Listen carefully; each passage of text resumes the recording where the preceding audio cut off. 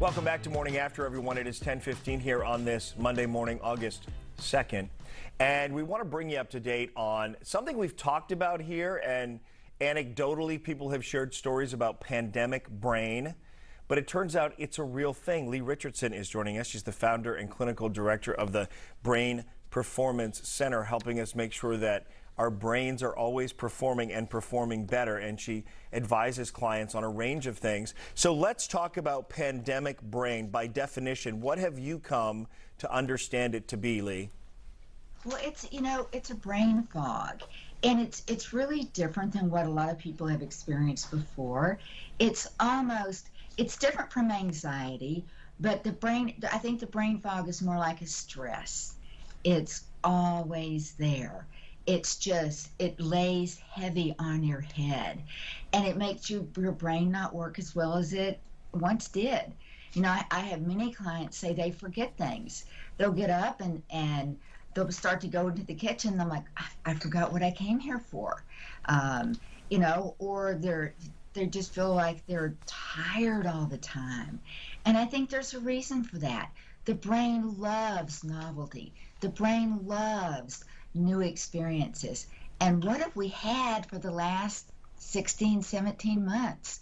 We've had a lot of the same old, same old. Mm-hmm. At the same time, some of what you're describing also describes what people experience when they are stressed out because they're doing too much and they're spread too thin. We're talking about the other extreme, and that is extreme boredom and isolation. So is there a balance here between the two if the end result or the effects on the brain are the same? Well, I think there's a lot of similarities. I think, when we're doing too much, we may feel like our heart's beating too fast, or we may feel it more in our body, have more physical symptoms, but it affects the brain in very, very similar ways.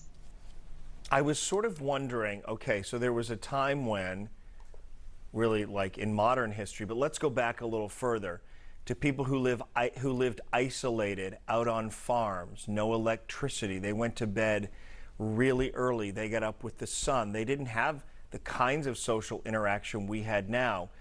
What prevented them from, or were they experiencing some of the same things, or were they so busy, like their worlds were their worlds, and they had to farm and harvest and take care of children, and so they were equally as active, whereas in our minds we look at it and think they had to be bored out of their heads?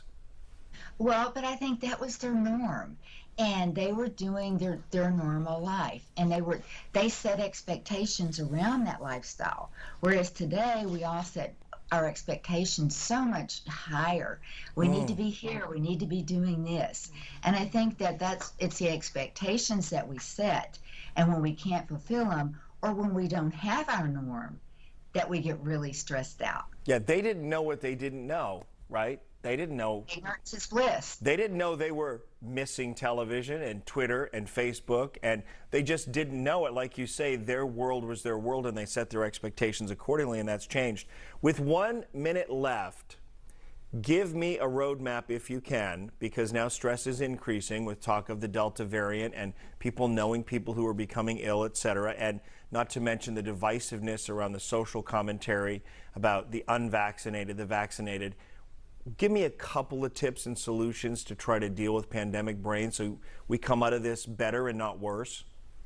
So I think that the best advice I can give is check in with yourself on a regular basis. And if you feel like that you're in a brain fog, then ask yourself, what do I need to do? Now, do I need to get up? Do I need to go outside? Do I need to get some fresh air? Do I need to put some music on? I mean, what do I need to do to kind of pull myself out of this fog? Because many times you can. And if nothing else, focus on your breathing.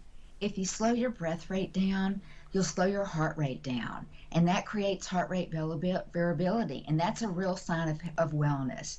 And it takes a lot of work to slow your breath rate down from 10 to 12 words, which I'm saying right now, to 4 to 7. Yeah, and nothing like a good nap. Can we just say, just like a nice nap, if you can quiet yourself and sleep for an hour in the middle of the afternoon or later in the afternoon, I think that's like, for me, that's my go-to. But whatever works for you. Leigh Richardson, good to see you. Thank you. And you can check in with Leigh at thebrainperformancecenter.com. She is also on Facebook as well, and we always enjoy having her.